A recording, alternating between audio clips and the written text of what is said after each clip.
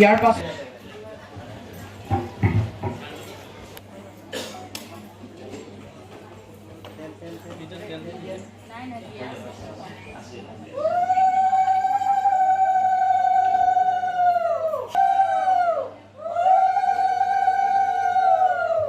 মানুহজন আমি তেখেতকো আদৰণি জনালোঁ। আমাৰ অনুষ্ঠানলৈ অহাৰ কাৰণে এখনি কেইটিমান শব্দ থকা ক্ষুদ্ৰ কৃতজ্ঞতা পত্ৰ আমি দিছোঁ তেখেতক। কেইটিমান শব্দ প্ৰদান কৰক আজি আমাৰ শ্ৰদ্ধাৰ বিমান শইকীয়া ছাৰে। আৰু ফটোবোৰ ল'বচোন আপোনালোকে ভালকে। তাৰপিছত এখনি চেলেং চাদৰ প্ৰদান কৰিছে।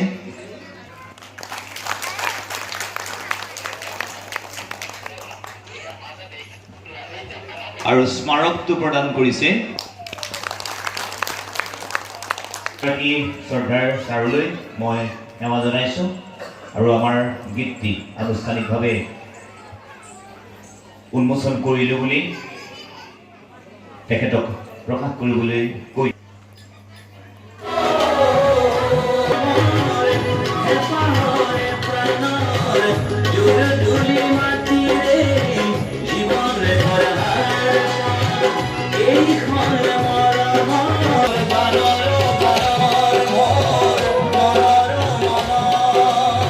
আশীৰ্বাদ কৰিছোঁ আৰু তেখেত আগুৱাই যাওক।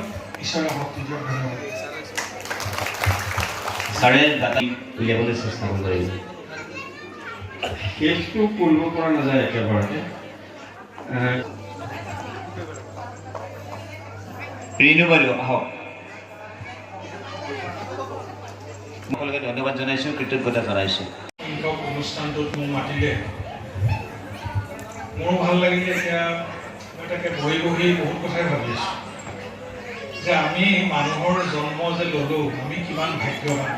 আৰু বিশেষকৈ যিসকল আমি পোন পাজৰ হৈ থকা মানুহখিনি, যাৰ স্বাস্থ্য মোটামুটি আমাৰ ঠিক আছে।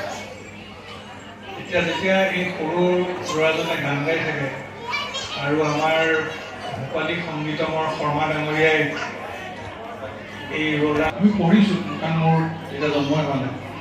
লক্ষ্মীনাথ বেজবৰুৱা, বিষ্ণুপ্ৰসাদ ৰাভা, সেই পৰিৱেশত ভূপেন হাজৰিকা ডাঙৰীয়া তেখেতৰ নিজৰ ব্যক্তিত্ব, বিভিন্ন ধৰণৰ ব্যক্তি আপোনালোকে চিন্তা কৰি চাওক। আমাৰ অসমীয়া সমাজখনত এগৰাকী ব্যক্তি আজি এই যে তাৰ পাছতে দশাৱতাৰ নৃত্য আৰম্ভ হ'ল, কেনেকুৱা সুন্দৰ নাচিছে, আমাক এখন বেলেগ জগতলৈ লৈ গ'ল।